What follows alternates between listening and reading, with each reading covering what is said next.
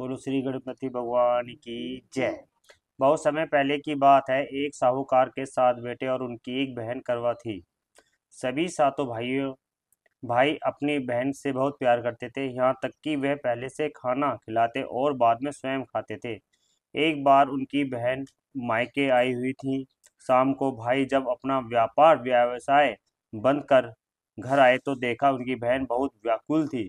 सभी भाई खाना खाने बैठे और अपनी बहन से खाने का आग्रह करने लगे, लेकिन बहन ने बताया कि उसका आज करवा चौथ का निर्जल व्रत है और वह खाना सिर्फ चंद्रमा को देखकर उसे अर्घ्य देकर ही खा सकती हैं। चूंकि चंद्रमा अभी तक नहीं निकला है, इसलिए वह भूख प्यास से व्याकुल हो उठी। सबसे छोटे भाई को अपनी बहन की हालत देखी नहीं जाती और वह दूर दूर पीपल के पेड़ पर एक दीपक जलाकर छलनी की ओट में रख देता और दूर से देखने पर वह ऐसा प्रतीत होता कि जैसे चतुर्थी का चांद उदित हो रहा हो। इसके बाद भाई अपने बहन को बताता है कि चांद निकल आया, तुम उस अर्घ्य देने के बाद भोजन कर सकती हो।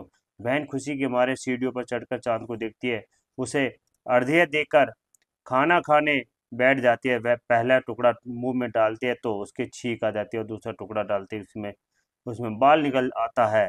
और जैसे ही तीसरा टुकड़ा मुंह में डालने की कोशिश करती है तो उसके पति की मृत्यु का समाचार उसे मिलता है, तो वह बौखला जाती है। उसकी भाभी उसके सच्चाई से अवगत कराती है और कि उसके साथ ऐसा क्यों हुआ। करवा चौथ का व्रत गलत तरीके से टूटने के कारण देवता उससे नाराज हो गए और उन्होंने ऐसा किया। सच्चाई जानने के बाद करवा निश्चय करती कि वह अपने पति का अंतिम संस्कार नहीं होने देगी और अपने सतीत्व से पुनर्जीवन दिलाकर रहेगी। वह पूरे 1 साल तक अपने पति के शव के पास बैठी रहती है, उसकी देखभाल करती है, उसके ऊपर उगने वाली सुईनुमा घास को एकत्रित करती जाती है। 1 साल बाद फिर करवा चौथ का दिन आता है। उसकी सभी भाभियां करवा चौथ का व्रत रखती है। जब वह भाभियों से उससे आशीर्वाद लेने आती है तो वह प्रत्येक भाभी से यम सुई ले लो, पिए सुई दे दो, मुझे भी अपनी जैसी सुहागिन बना दो, ऐसा आग्रह करती है। लेकिन हर बार भाभी उसे अगली भाभी से आग्रह करने का कह चली जाती है। इस प्रकार जब छठे नंबर की भाभी आती है तो करवा उससे भी यही बात दोहराती है और यह भाभी से उसे बताती है कि चूंकि सबसे छोटे भाई की वजह से उसका व्रत टूटा था, अतः उसकी पत्नी ने में ही सकती है कि वह तुम्हारे पति को दोबारा जीवित कर सकती है।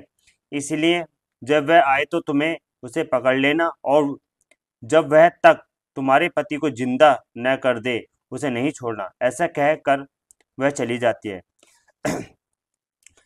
सबसे अंत में छोटी भाभी आती है। करवा उनसे भी शौकीन बनने का आग्रह करती है, लेकिन वह टालम टोली करने लगती है। इसे देख करवा उन्हें जोर से पकड़ लेती है और अपने सुहाग को जिंदा करने के लिए कहती है। भाभी उससे छुड़ाने के लिए नोचती है, खसोड़ती है, लेकिन करवा नहीं छोड़ती है। अंत में उसकी तपस्या को देख भाभी पसीज जाती है और अपनी छोटी अंगुली को चीरकर उसमें से अमृत उसके पति के मुंह में डाल देती है।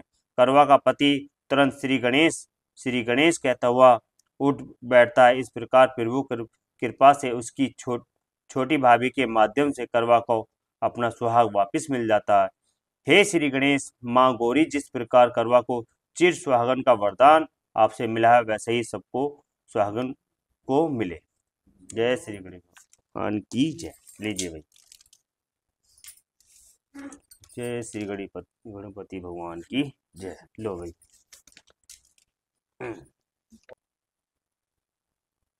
जय।